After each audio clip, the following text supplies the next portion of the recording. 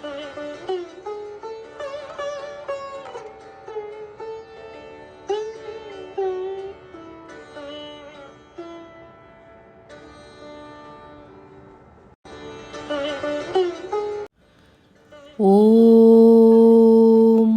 यथाग्नेर्दाहिका शक्ति रामकृष्णे स्थिता हिया सर्वविद्यास्वरूपां तां शारदां প্রণমাম্যহম। শ্রী শ্রী মায়ের কথা। সরজুবালা। রাধাষ্টমী ২রা আশ্বিন ১৩১৯। গৌরীমার আশ্রমের স্কুলের কার্যে ব্যস্ত থাকায় মায়ের নিকট আর ইচ্ছানুসারে আজকাল যাওয়া হয়ে ওঠে না। রাধাষ্টমীর দিন অবসর পেয়ে গিয়ে দেখি মা গঙ্গা স্নানে যাবেন বলে পাশের ঘরে তেল মাখছেন।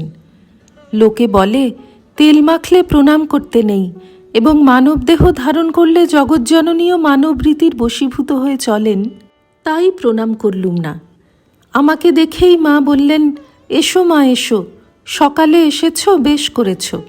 আজ রাধাষ্টমী, দিনও ভালো, বসো আমি স্নান করে আসি। আমি তাঁর সঙ্গে গঙ্গায় যাব বলায় মা বললেন, তবে এসো। কিন্তু অল্প অল্প বৃষ্টি হচ্ছিল বলে গোলাপ মা আমাকে কিছুতেই যেতে দিলেন না। মাও তখন গোলাপ মার মতে মত দিয়ে বললেন, তবে থাকো মা, আমি এখনই আসছি।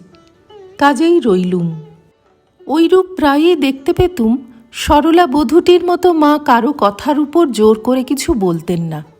যা হোক, রাস্তায় মা বেরুতেই জল ধরে গেল। মা তাই বাড়ি ফিরে এসেই আমাকে বললেন, বেরুতেই জল ধরে গেল দেখে আমি ভাবলুম, আহা, তুমি আসতে চেয়েছিলে, এলে বেশ হতো, গঙ্গা দর্শন করে যেতে। সত্যি কথা বলতে কি, আমি গঙ্গা দর্শনের জন্য যত না হোক মার সঙ্গে যাবার আকাঙ্ক্ষাতেই যেতে চেয়েছিলুম। কারণ সংসারে নানা বাধাবিঘ্নের জন্য মার কাছে তো আসাই হয় না। সেজন্য ভাগ্যক্রমে যেদিন আসা ঘটে সেদিন আর ইচ্ছা হয় না যে এক মুহূর্তও মাকে চোখের আড়াল করি। গোলাপ মা মায়ের কথা শুনে বললেন, নাই বা গেছে, তোমার পা ছুঁলেই সব হবে।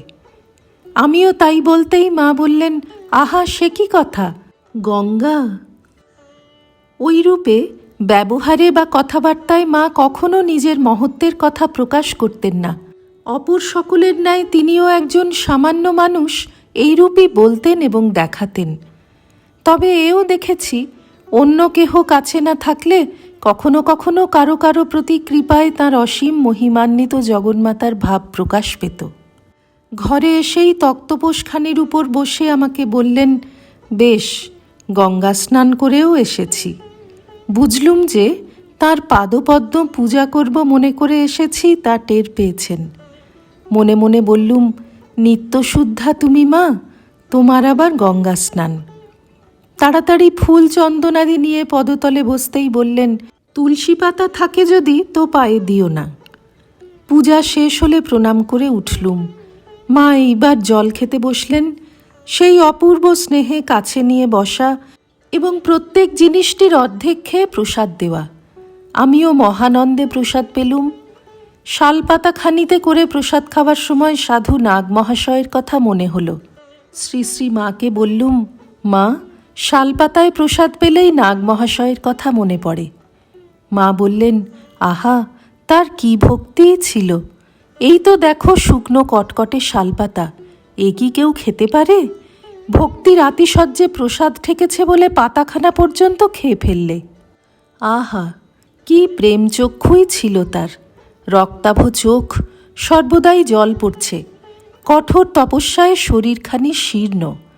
আহা, আমার কাছে যখন আসত, ভাবের আবেগে সিঁড়ি দিয়ে আর উঠতে পারত না, এমনি থরথর করে কাঁপত, এখানে পা দিতে ওখানে পড়ত।